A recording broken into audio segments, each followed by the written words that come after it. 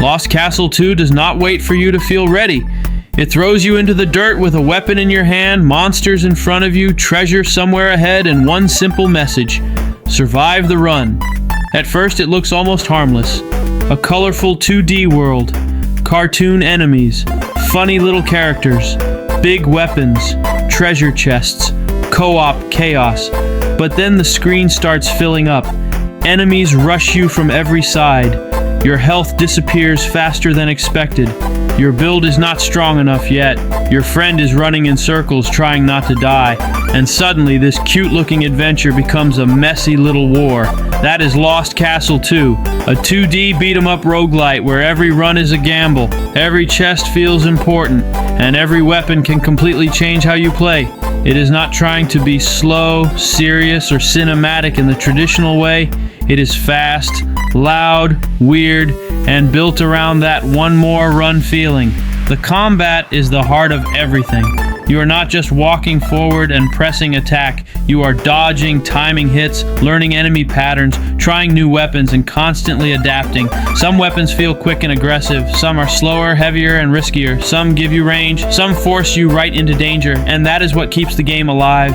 You do not always feel like the same character. You feel like whatever weapon, treasure, and build the run decides to give you. With over 200 weapons and armor pieces and more than 130 treasures, Lost Castle 2 understands the best part of a roguelite, discovery. You never fully know what kind of build you are going to end up with. Maybe you become a damage machine. Maybe you build around survival. Maybe you get a strange combination that should not work, but somehow does. And when it clicks, it feels amazing.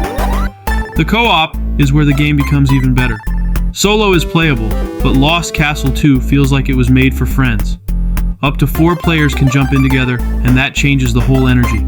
Fights become messier, bosses become louder, mistakes become funnier. Someone always gets too greedy, someone always opens a chest too early, someone always thinks they can survive with low health. They usually cannot, but that chaos is part of the charm. This is not the cleanest, most elegant roguelite ever made. It is not trying to be. Lost Castle 2 is more like a fantasy brawl that keeps escalating until the screen is full of enemies, effects, loot, and panic. Visually, it has a strong cartoon fantasy style. It is colorful, readable, and full of personality. The world does not feel dark or serious, but it has enough detail to make each area feel alive. The monsters are exaggerated, the weapons are oversized, and the whole game has that arcade energy that makes it easy to watch and easy to understand. But there are limits. If you want a deep story, this is not the game. If you want slow tactical combat, this is not the game. And if repetition bothers you, roguelite structure can hit you hard. You will die, you will restart, you will repeat areas, you will have runs that feel unfair, or builds that never become exciting. That is part of the genre. The question is whether the combat and loot are strong enough to make you want to go again, and most of the time they are. Lost Castle 2 works because it does not overcomplicate the fantasy. You enter a dungeon, fight monsters, grab treasure, get stronger, and hope this run goes further than the last one. Simple.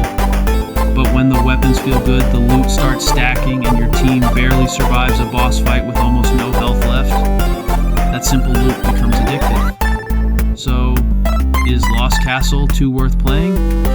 Yes, especially if you want a chaotic co-op roguelite that feels easy to start, but hard to put down. It is not perfect, it is not revolutionary, but it has the one thing games like this need most: